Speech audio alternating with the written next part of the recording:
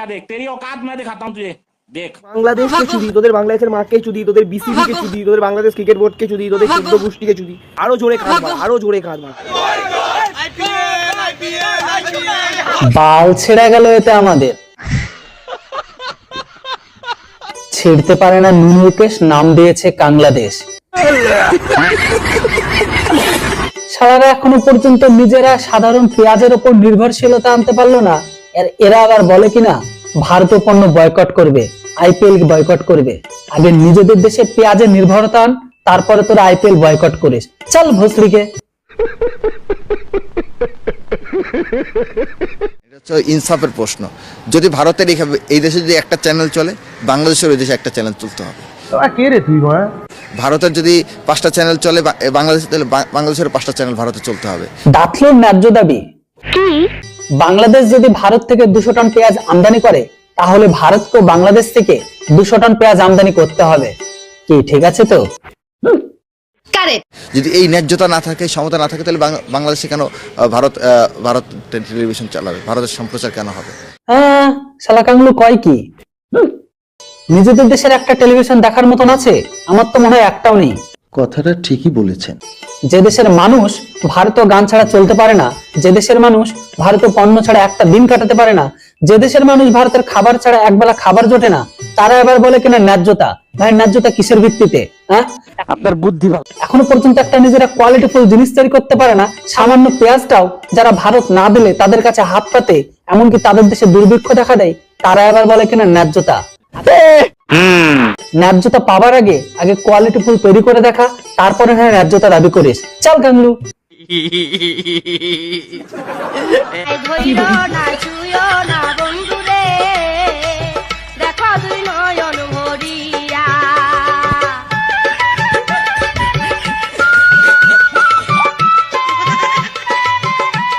ये सब क्या देखना पड़ रहा है?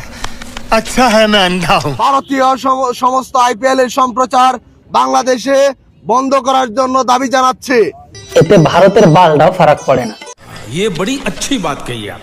আইপিএল বয়কট পরে করিস, সবার প্রথমে ঘরের ভেতরে পেঁয়াজ লাগা, পেঁয়াজের উপর নির্ভরশীলতা তৈরি কর, তারপরে নয় ভারতের আইপিএল কে বয়কট করিস। কেন? কেননা শুনলাম নাকি তোদের ঘরের ভেতরে এখন পেঁয়াজ 150 টাকা কিলো। মরশুমে যদি 150 টাকা কিলো হয়, না জানি অন্য সময় ভারত না দিলে তখন আবার কি অবস্থা। দেখ ভিডিওটা কি বলে। 150 টাকা কেজি এখন পেঁয়াজের, এখন পেঁয়াজের মৌসুম, এখন 150 টাকা কেন হবে? বাংলাদেশি ছাপরি শুয়োরের বাচ্চারা, ভালো শুয়োরের বাচ্চারা, কালো শুয়োরের বাচ্চারা, এই যে এই গাড়িটা দেখতে পাচ্ছ, এই গাড়িটা বাংলাদেশ যেতে ছিল, বাংলাদেশ পেঁয়াজ খালি করতে একটা কান নিয়েছি, তোরা কেলাও পেঁয়াজ দিব না। ওই এখন 150 টাকা কেজি পাইকারি, 200 টাকা কেজি তোরা কিনছো তো। এই যে ইন্ডিয়ান পেঁয়াজ না আনলে বাজার তো বাড়ার দিকে থাকবে, আরো বাড়তো। সুপ্রিয় দর্শক, এই মুহূর্তে কিন্তু ইন্ডিয়ান পেঁয়াজ কিন্তু আর আসবে না বাজারে। তোমার যেসব ইন্ডিয়ান পেঁয়াজ বর্তমান রয়েছে কিন্তু এসব বিক্রি হয়ে গেলে কিন্তু আর নতুন করে কিন্তু আমদানি হবে না।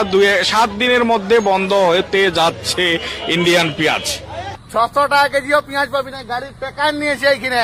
আর একটা পেঁয়াজ যদি ওনা তোর পেঁয়াজের জ্বালায় সারা জ্বলে জ্বলে মরবি। ভারতের পেঁয়াজ খাবি আর ভারতকেই গাইল দিবি, তোদের কোঁদে মাটি।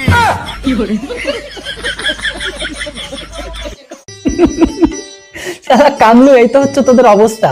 ভারতের দাদাবাবুদের পেঁয়াজের আগে ঝাঁজ সামলা, পরে নয় আইপিএল বান করিস বা বয়কট করিস, পরে নয় ভারতীয় পণ্য বয়কট করিস।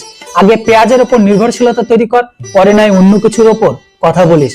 শুনলাম নাকি তোদের দেশে 2 টাকায় প্লেট কিনে, 5 টাকায় ভাত কিনে রাস্তায় লাইনে দাঁড়িয়ে আছে হাতে বাটি নিয়ে, প্লেট নিয়ে, খাবারে কখন তরকারি দেবে। সত্যি 100% সত্যি। 10 টাকা দিয়ে আলাদাভাবে আমরা প্লেট কিনছি ভাত নেওয়ার জন্য। এখন আমরা এখনো তরকারি পাই নাই, এবং কখন পাবো তাও কোনো সিকিউরিটি নাই যে কখন কি পাবো আমরা। ভারতকে টুকরো করবে, 7 সিস্টার দখল করবে বলেছিল, এখন ভাতের থালা নিয়ে লাইনে দাঁড়িয়ে আছে। যারা বলে বাংলাদেশ পাকিস্তান বাই বাই,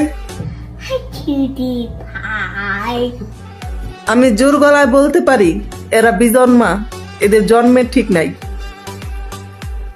জয় বাংলা, জয় বঙ্গবন্ধু।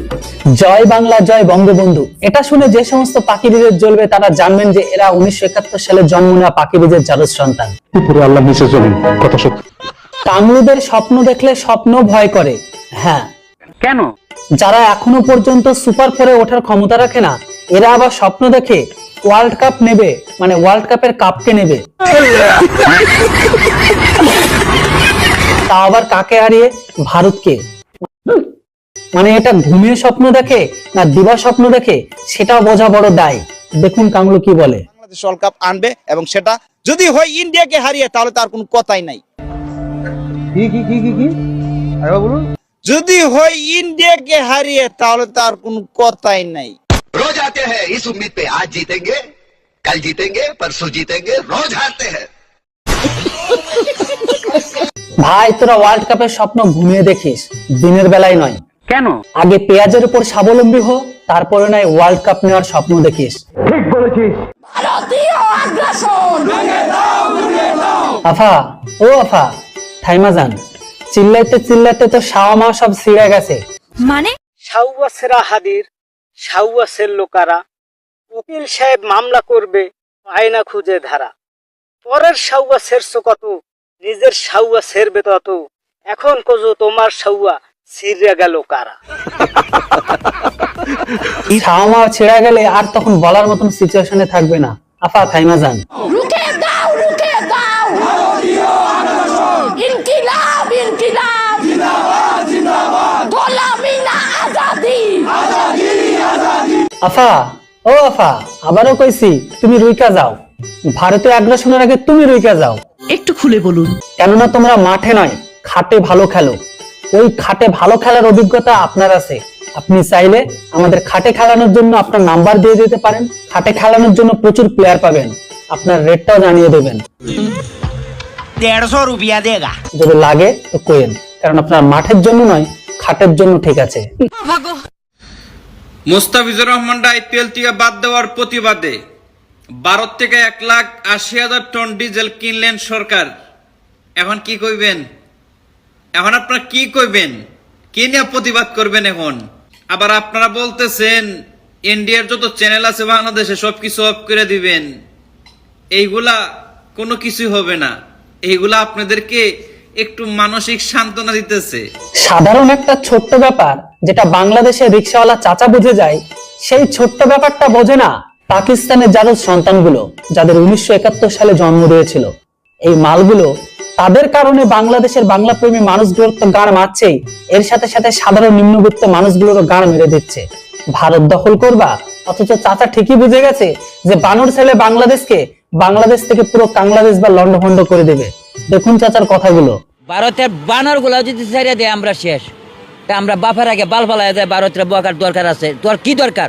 এই সন্ত্রাসের বাচ্চারা ভারতের বকা দেয়। ভারত কি কখনো বাংলাদেশের বকছে? একবার যদি ভারতে বকে তাহলে অবস্থা কি হইব? একবার যদি ভারতে উল্টি লয় তাহলে এই যে আমাদের দেশের অবস্থাটা কি হবে? সেভেন সিস্টার লিয়ে দৌড়াদৌড়ি করি আর যাই করি, ওরা যদি ভারতের যদি বানর গুলা যদি ছাড়িয়ে দেয়, ভারত কি কখনো বলছে আমাদের বিরুদ্ধে কোনো কথা? যাই হোক, চাচা বুঝে গেল, বুঝলো না পাকিস্তানের যারা সন্তানগুলো বুঝবে। সোজা আঙুল নয়, আঙুলকে ব্যাকা করে। যাই হোক, যেটা হোক, আবারও বলে দিই, এতদূর পর্যন্ত যদি ভিডিওটি দেখে থাকেন তাহলে অবশ্যই আপনাদের উল্লেখযোগ্য মতামত কমেন্ট বক্সে লিখে জানান।